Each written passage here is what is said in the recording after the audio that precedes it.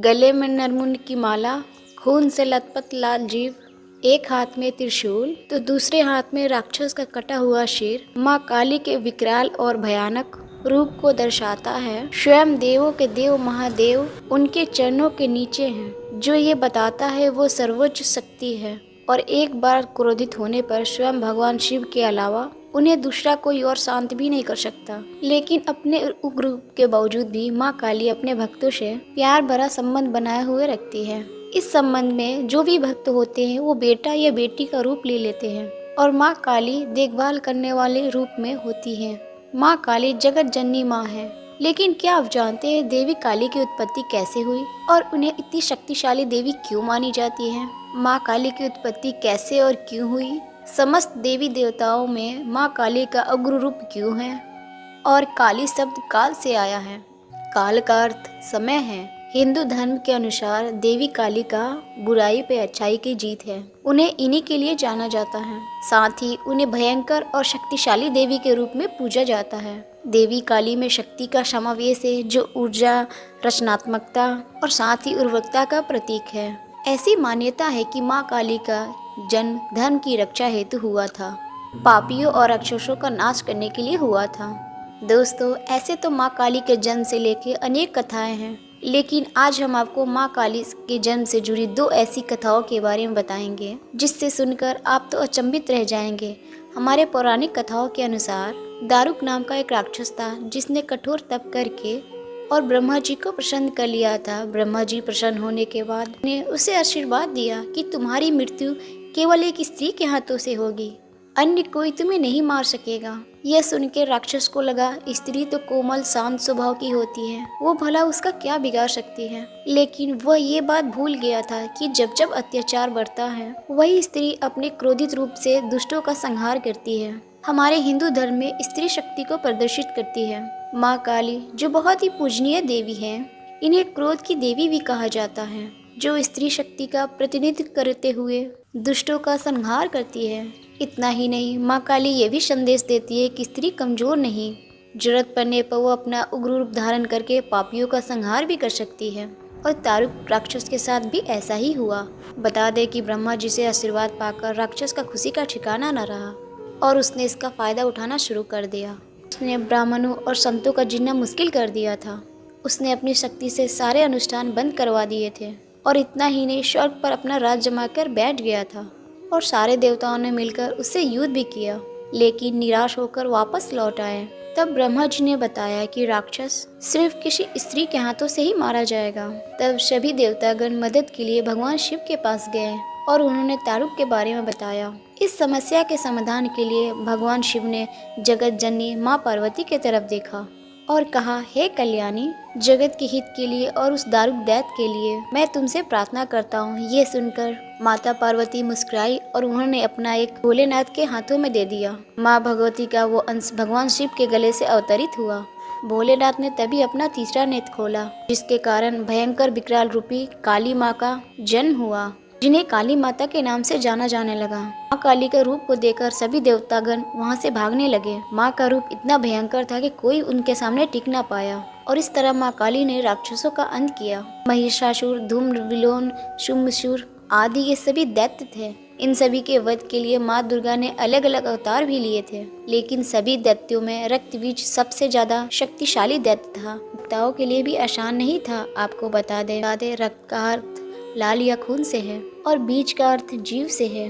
रक्त बीज का अर्थ है खून से उत्पन्न होने वाला नया जीव। रक्त बीज के बारे में ये कथा प्रचलित है। उसने अपने कठोर तप से शिव जी को प्रसन्न कर उनसे वरदान प्राप्त किया था कि जहाँ जहाँ उसकी रक्त की बूंद गिरेंगी उसी की तरह एक नया रक्त बीज जन्म लेंगी। रक्त बीज को अपने इस गुण पर बड़ा ही ज्यादा अभिमान था, इसलिए उसने अपनी शक्तियों का गलत इस्तेमाल करना शुरू कर दिया। फिर एक दिन घमंड में चूर रक्तबीज ने देवताओं को आक्रमण के लिए बुलाया। देवता रक्तबीज से आक्रमण करने के लिए आ तो गए, लेकिन जहाँ जहाँ उसकी खून की बूंदें गिरती वहाँ वह नया नया रक्तबीज जन्म लेने लगता। इसका परिणाम यह हुआ कि बहुत सारे रक्तबीज जन्म ले लिए जिन्हें हराने का कोई रास्ता देवताओं के पास नहीं था। तब घबराकर सभी देवता माँ दुर्गा के पास गए और अपने प्राणों की भीख मांगने लगे। माँ दुर्गा ने रक्त बीज का वध के लिए माँ काली का रूप धारण कर लिया। माँ काली देवताओं के मदद के लिए युद्ध भूमि पहुंची तो उन्होंने अपनी जीभ को वहां पे लंबा कर लिया। जहां भी रक्त बीज का रक्त गिरता माँ काली उसे पी जाती। माँ काली ने रक्त बीज के खून को धरती पर एक बूंद भी नहीं गिरने दिया। इस तरह काली माँ ने उसके शरीर का सारा रक्त पी लिया।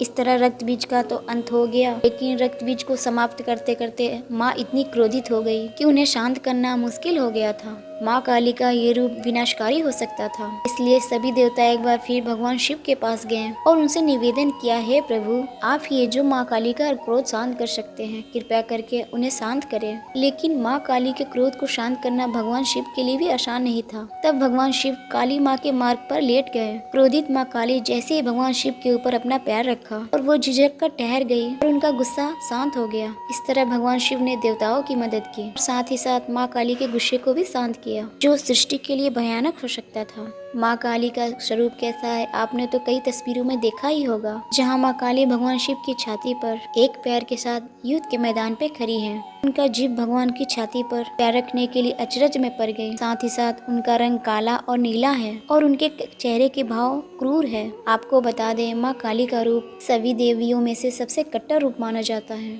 माँ के 4 हाथ है, एक हाथ में तलवार, एक हाथ में राक्षस का सिर है। बहुत बड़ा युद्ध के प्रतिनिधि है, जिसमें माँ ने रक्त बीजा नाम के दानों को नष्ट किया था और बाकी के 2 हाथ भक्तों को आशीर्वाद देने के लिए है। माँ काली कहती है, डरो मत, मैं हमेशा अपने भक्तों की रक्षा करूंगी। माँ काली के पास कान की बाली के लिए दो सिर है और गले में खोपड़ी वाली माला है। साथ ही दानों से बना एक वस्त्र है, जिसे माँ ने धारण कर रखा है। उनकी जीभ मुंह से बाहर रहती है और साथ ही रक्त से सनी रहती है और माँ काली की आंखें गुस्से से लाल रहती है और उनके चेहरे समेत खून लगा रहता है शरीर पे। देवी का मुखमंडल 3 बड़ी बड़ी नेत्रों से है, जो सूर्य, चंद्रमा और अग्नि का प्रतीक है। इनके ललाट पर अमृत के समान चंद्रमा स्थापित है। काले घंघोर बादलों के समान बिखरे हुए केशों के कारण देवी अत्यंत भयंकर प्रतीत होती है। इस तरह देवी काली शांति का दिव्य रूप है। देवी काली को भयानक देवी माना जाता है, जो सर्वोच्च दैवीय शक्ति से आवृत हुई है। माँ काली हिंदू धर्म की एक प्रमुख देवी है। माँ काली की महानता दुर्गा की 10 महाविद्याओं में से एक है, वो है महाकाली। माँ का ये रूप विनाश करने वाला है। ये रूप सिर्फ उनके लिए जो दानवीय प्रतीक के हैं, जिनमें कोई दया भाव नहीं है। ये रूप बुराई से अच्छाई की ओर जीत दिलाने वाला है। अर्थात माँ काली अच्छे मनुष्य को शुभ फल देती है और बुरे लोगों को दंड देकर सच्चाई की जीत कराती है। देवी काली अपनी मजबूत विशेषताओं को ध्यान में रखते हुए महिला गतिशीलता का प्रतीक है। इन्हें अक्सर इंसान के अहंकार को मारने वाली माँ का स्वरूप माना जाता है। देवी काली मृत्यु की भी देवी मानी जाती है। यह मात्र ऐसी देवी शक्ति है जो स्वयं काल भी भय खाता है। उनका क्रोध इतना विकराल रूप ले लेता है कि संपूर्ण संसार की शक्तियाँ मिलकर भी उनके गुस्से पर काबू नहीं पा सकती।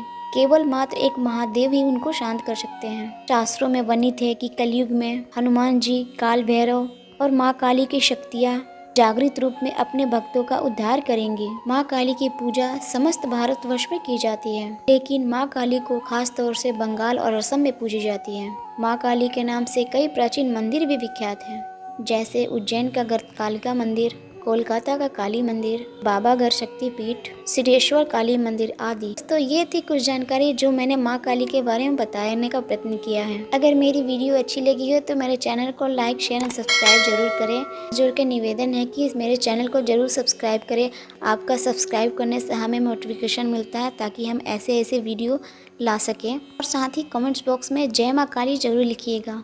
आपका हर कमेंट्स, हर लाइक हमारे लिए महत्वपूर्ण है। आपका लाइक से हमें प्रेरणा मिलती है। अभी तक मेरे चैनल को सब्सक्राइब नहीं किया तो सब्सक्राइब जरूर कर दें। भक्तगण मेरे वीडियो को लाइक करके चैनल को सब्सक्राइब करेंगे। माँ काली से हाथ जोड़ के निवेदन है कि भक्तगणों की मनोकामना जरूर पूरी करें। अगर ध्यान रहे, वो सारी मनोकामनाएं किसी के हित के लिए हो, अनहित के लिए नहीं, क्योंकि माँ काली हित की देवी है। तो मिलते हैं नए वीडियो, नए विषय के साथ आपके अपने चैनल रितावी भक्ति में। नमस्कार।